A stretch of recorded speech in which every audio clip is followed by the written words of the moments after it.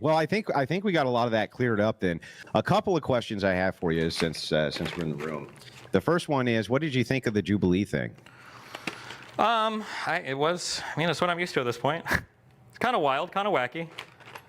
It was bizarre, wasn't it? Am I wrong, or was it bizarre? It was strange. I feel like at this point I'm kind of used to crazy, wacky people, but it was pretty. Yeah, like the two things I didn't like were, I can say I don't like the personal attacks, but it's just like, it's kind of weird or whatever. But the thing that I didn't like the most was somebody would sit down, and I had actually talked about this on stream before. It's like, I'm not going to let people just gish gallop and then get voted off and not respond. So I was trying to cut people off a little bit more. I think even in our conversation, I was trying to be a bit more like cutting you off or be aggressive, because I didn't want you to say something, get voted off, and then I can't respond. But the thing is that some people, what they do is they would sit down and they would do like this whole rant at me, and then they would just get up before even being voted off. And I'm like, wait, what? Yeah, well, okay, so the next day after this was done, I was on stream because people were asking me about it. Uh-huh. And just so you know, I don't know if you know this or not, and I want to know if you think that this is cheating, because this bothers me when progressives do this, right? But if people had an entire group put together of people who knew that they were going to debate you, and they all went in a group and they all assessed all of your talking points in order to collaborate for who's going to go win, who's going to say what, is that cheating to you? Do you consider that cheating? So I'm going to be a huge outlier here, and I would say that in almost all circumstances, I would say probably, yeah, maybe it's not in the spirit of it. I would say that for me, it's not in the spirit, right? Yeah, it's not in the spirit. For sure. I would say for me personally, I want people to come with their strongest whatever. So if you think that like stacking the deck against me by having better people come up to debate points, I'm actually okay with that. But I would say that in most cases, that's probably cheating. Yeah, that's why I got in trouble. Well, with the that's not what that's not what the idea is. The idea is to choreograph. When this argument's made, then that's when you move away, and that's when the next one comes up and hits you with this or this or this. That's, I think, beyond what you're talking about, which isn't just, here's Destiny's arguments. Make sure you have good arguments when you show up. That's fine, right? Neither one of us would disagree. That's fine. Mm-hmm. But isn't the other, how's it in the spirit of it, man? It just seems like it's such slimeball behavior to me. Yeah, I would argue that like if you came and you knew, because I leaked the prompts beforehand, which the producer got mad at me for doing. But my goal was that like, well, listen, fuck, if people have good arguments, fucking bring them. Why not? But they told us the prompts beforehand, the producers. When? They gave us a list of what it was that your positions are going to be. Wait, or what your prompts were going to be. Wait, when? I think, well, so I wasn't even supposed to be there, right? So I was out in Santa Barbara. I was shooting a whatever episode, and I got a call. Hey, if you're in the area, you want to come over and do this? And I said, yeah. And they didn't tell us who it was, but it was very obvious. It was clearly obvious that it was probably going to be you. But they did give us a listing of the prompts, of what the prompts were going to be. Or I'm asking, did they give you this like the day of, or was it released beforehand? It was released beforehand to us. Oh, weird. Okay, because when I went over them on stream, they emailed me and they were like, "Hey, like, don't leak this. Like, we're not supposed to tell anybody." And I was like, "Oh shit, I didn't realize that." Maybe I misinterpreted that. Maybe they just didn't want it leaked for the public then, and not for other participants. Yeah, for us, we signed an NDA to not leak those. Mm-hmm. So it's possible that it was just supposed to be for the group, which I think that's fine. Like, we need to know what the hell we're debating, right? Yeah, okay. But I think it's a very different thing if there's like a collaboration. Because these groups know each other, and I don't know, it just seems slimy to me, that's all. Sure. Yeah, it would have been better if they were less, like, unhinged statements, but, what are you going to do?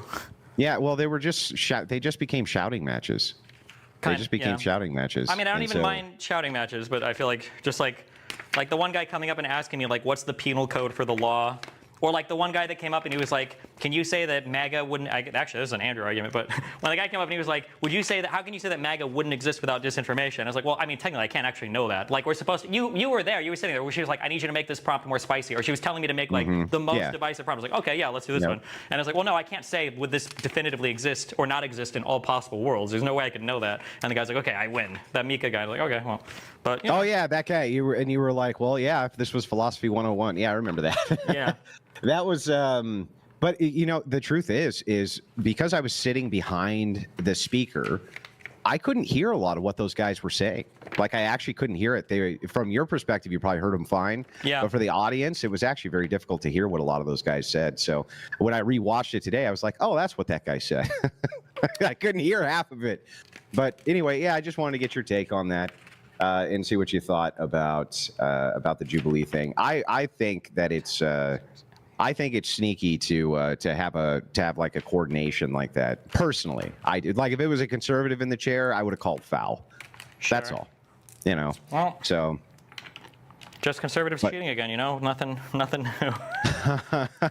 you know, it sometimes it doesn't pay to be charitable, right? True. I mean, I'm admitting that was a bit snaky, but you know, I wasn't gonna participate in those groups anyway. But anyway, I appreciated the convo. Was there anything else you want to go over while I'm here? Since you just fucking around on the computer anyway.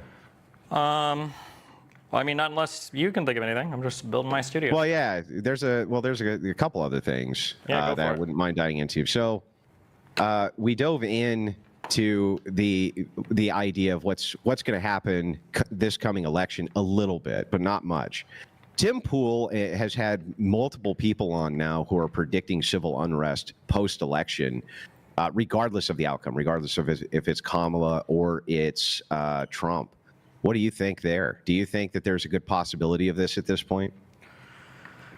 I think that I feel like it's impossible to predict what's going to happen at any given point right now in the American election system. There's just like, we're moving in such a new environment, and it's like everything is so, like, we can't look to history to try to map on like what we think will happen. I have no fucking idea. Like, I've said the same about, like, people ask me, like, if Trump becomes president, what'll happen? Like, I fully believe that there is a world where Donald Trump becomes president and becomes like the most hyper authoritarian, fascist, whatever dictator in the world, and destroys American democracy. And I think there's a world where Trump becomes president and he's just like, fuck you, I got elected, I told you I could, like, eat shit, and he like resigns or just does nothing for 4 years except like jerk off in the White House. Like, I think both of those could happen. I truly have no idea. Like, I don't think that the problem too is that, like, the question, it's begging a lot of precondition.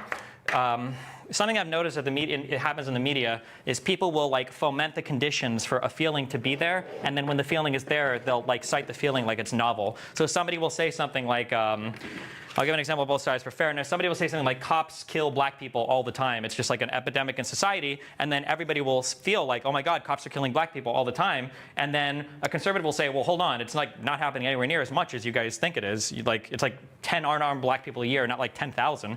And then someone will say, okay, well, but look, people have these feelings, so there must be something wrong. And I was like, okay, well, people have the feelings because you said the thing, right? And I would make the same dialogue tree argument for election fraud. People feel like something happened with the election. Well, of course, you've told them that for 4 years. Of course they have that feeling. So when somebody says, like, is there going to be civil unrest? I feel like a lot of it is going to come down to what happens leading up to the election or on the election. So if people keep saying that, like, ballot boxes are going to be rigged or something is going to happen, and then, you know, an election turns out a certain way. It's like a self-fulfilling prophecy, you mean? Exactly, yes. Basically? Yeah, it literally is, yeah. You're manufacturing, like, pre the event, like, the feelings that people are going to have, and then acting surprised when people have the feelings. Well, I was thinking there's a great argument that I often use, and I'll kind of use it here to see what you think about it. The idea of a third party ever becoming emergent, I think, is actually silly. So when I look at other countries that have any type of republic setting or democracy setting, there's always two main parties, just like here. And I think that the reason that this occurs is because individually, people don't have very much political power. They basically don't have any. They only have political power if we collectivize as blocks. We basically have to do this in order to move any agenda forward we want. Even at the local level, we have to do this.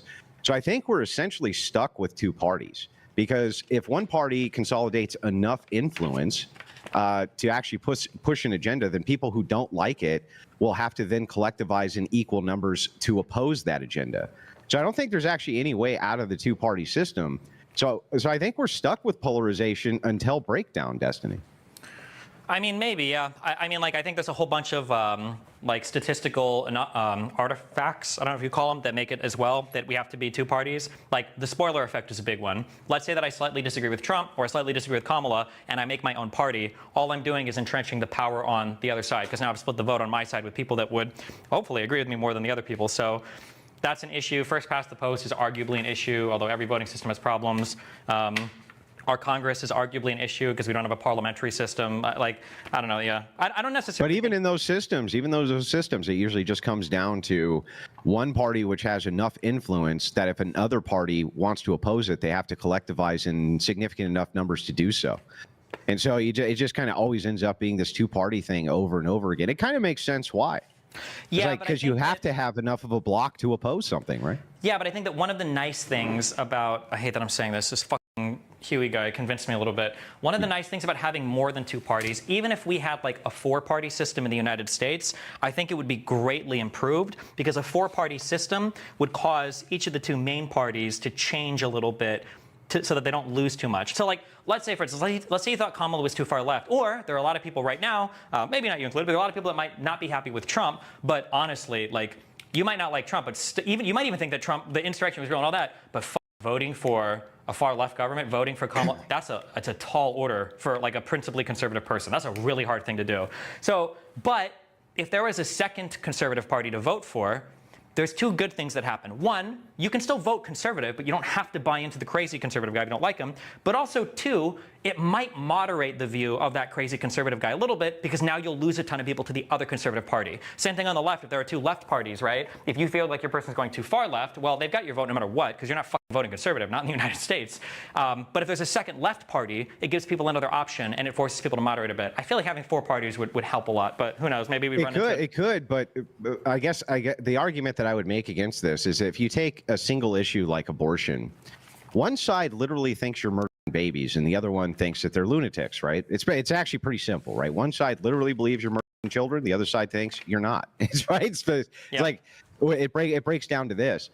If one side gathers enough influence to then say, okay, we're going to push the agenda through to murder babies, then if that's the rhetoric from the other side, right?